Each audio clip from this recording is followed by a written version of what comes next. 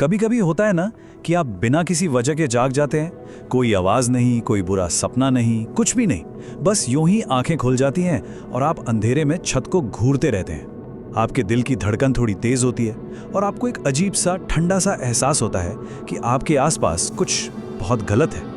मेरे साथ भी बिल्कुल यही हुआ। पूरे कमरे में घुप अंधेरा था, एकदम सन्नाटा, सिवाय एक चीज के, मेरे बिस्तर के पास रखा मेरा फोन। उसकी स्क्रीन अपने आप जल उठी थी और उस चमकती हुई स्क्रीन पर कुछ ऐसा लिखा था जिसने मेरी बची खुची नींद भी उड़ा दी।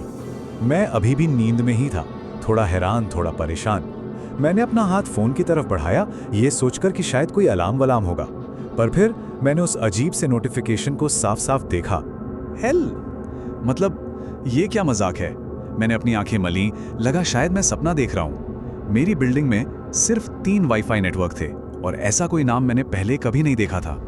लेकिन सबसे अजीब बात तो ये थी कि इसका सिग्नल फुल था, एकदम मजबूत, जैसे इसका राउटर मेरे कमरे में ही कहीं लगा हो। इससे पहले कि मैं इस अजीब नेटवर्क के बारे में कुछ और सोच पाता, मेरा फोन मेरे हाथ में पागलों की तरह कांपने लगा। स्क्रीन बदल गई, एक कॉल आ रही थी। कोई नंबर नहीं था, बस एक नाम चमक रहा था, रोहित। ये नाम पढ़ते ही मानो मेरे सीने में किसी ने बर्फ डाल दी हो। मेरी सांस अटक गई, क्योंकि रोहित की मौत 3 हफ्ते पहले हो चुकी थी, एक बहुत ही भयानक कार एक्सीडेंट में। बारिश से भीगी हाईवे पर उसकी गाड़ी। मुझे आज भी वो दिन याद है, उसका अंतिम संस्कार और वो बंद ताबूत। मेरा दिमाग चीख रहा था, नहीं, ये नहीं हो सकता, ये कोई प्रैंक है, किसी के पास उसका फोन होगा, हाँ यही होगा, ये कोई सिस्टम की गड़बड़ी है। लेकिन मेरा दिल बुरी तरह डर रहा था। फोन बजे जा रहा था और फिर स्क्रीन पर उसकी तस्वीर आ गई, वही तस्वीर जो मैंने उसकी मौत की रात खींची थी। मेरे कांपते हुए अंगूठे से हरा बटन दब ही गया। मैंने फोन कान से लगाया।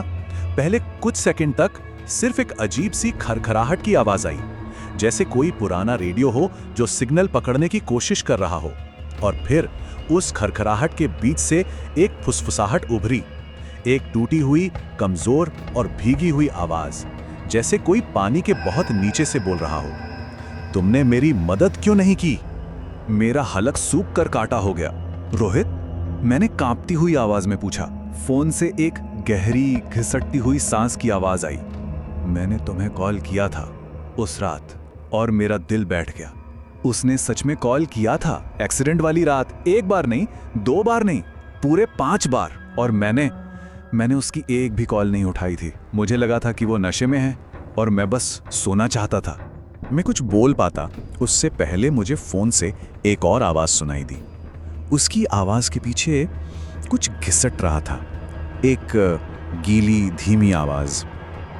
सोचिए जैसे कोई भारी टूटी हुई चीज खुद को तारकोल के सड़क पर घसीट रही हो। रोहित, तुम कहाँ हो? मैंने डरते हुए पूछा। मेरी बात का कोई जवाब नहीं आया, बस खामोशी। और फिर फोन एक बार फिर वाइब्रेट हुआ।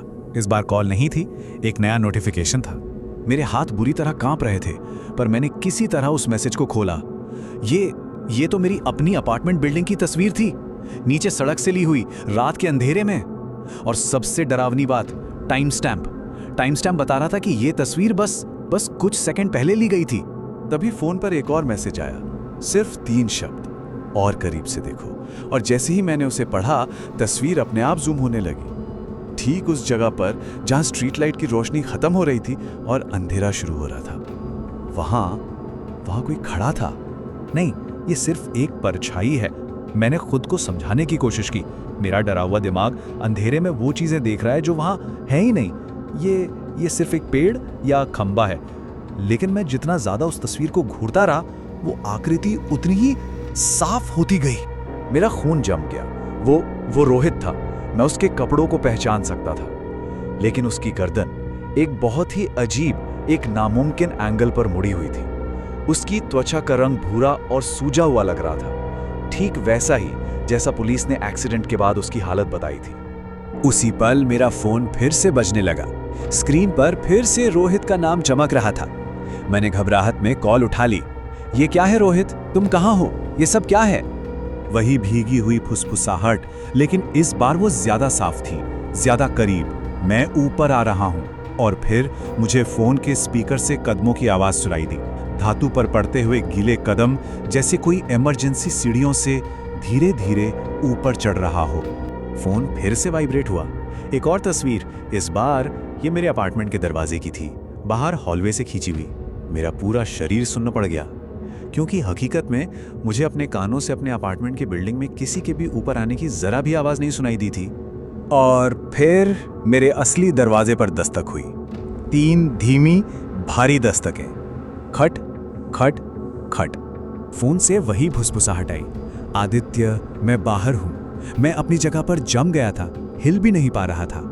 नहीं, तुम नहीं हो सकते। मेरे मुंह से बस इतना ही कांपते हुए निकला, तुम मर चुके हो। फोन पर एक पल की खामोशी छा गई और फिर एक टूटी हुई घिसटती हुई हंसी की आवाज आई। तुमने मुझे वहीं छोड़ दिया था, उस आवाज ने कहा। बारिश, टूटी हुई कार और मेरे बिस्तर पर बजते फोन का मंजर मेरी आंखों के सामने घूम गया। मैं तब भी सांस ले रहा था आदित्य। दरवाजे पर एक और दस्तक हुई, इस बार पहले से ज्यादा जोर से। मैं दहशत में दरवाजे को घूर रहा था और मैंने देखा दरवाजे का हैंडल धीरे धीरे एक नीचे की ओर घूम रहा था।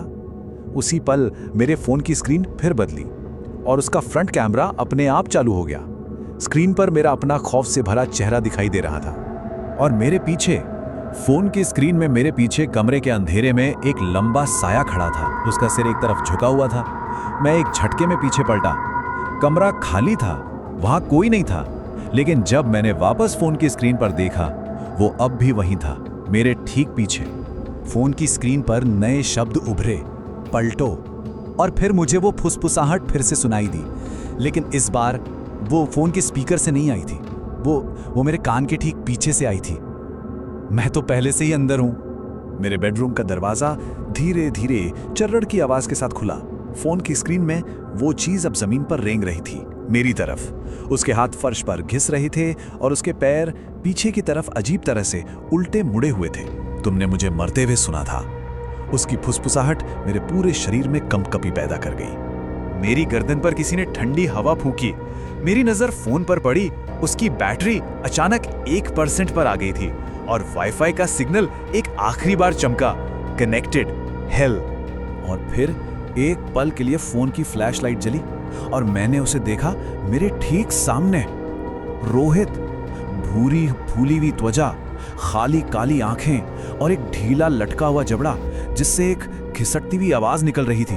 और फिर फ्लैशलाइट बंद हो गई। फोन की स्क्रीन काली पड़ गई। कमरे में पूरा अंधेरा छा गया। मुझे नहीं पता मैं कब तक बेहोश रहा। जब मेरी आंख खुली तो सुबह हो चुकी थी। सूरज की रोशनी कमरे में आ रही थी। सब कुछ बिल्कुल सामान्य था। दरवाजा बंद था, कोई निशान नहीं थे, कोई रोहित नहीं था। वो एक भयानक, बहुत ही भयानक सपना था। हाँ, बस यही सच हो सकता है। तभी मेरा फोन अपने आप चालू हो गया। बैटरी 100%। मैंने घबराहट में उसे चेक किया। कॉल लॉग्स खाली थे, मैसेज में कुछ नहीं था और वाईफाई की लिस्ट में हेल नाम का कोई नेटवर्क नहीं था। जैसे रात में कुछ हुआ ही ना हो। मेरे अंदर राहत की एक गहरी लहर दौड़ गई। शुक्र है भगवान का, ये सिर्फ एक सपना था, एक बहुत बुरा सपना और कुछ नहीं। और फिर फोन का कैमरा ऐप अपने आप खुल गया। उसमें मेरे पीछे चुपचाप रोहित खड़ा था और मुस्कुरा रहा था। मैं दहशत में उछलकर कमरे में लगे आईने की तरफ भागा और फोन सही था। आईने में मेरे ठीक पीछे रोहित खड़ा था, लेकिन आईने में जो चेहरा मेरा होना चाहिए था वो मेरा नहीं था। उम्मीद है आपको ये कहानी पसंद आई होगी और ऐसी ही कहानियों के लिए ज़ेनोरा को सब्सक्राइब करें, लाइक करें। अभी के लिए बाय बाय, फिर मिलेंगे।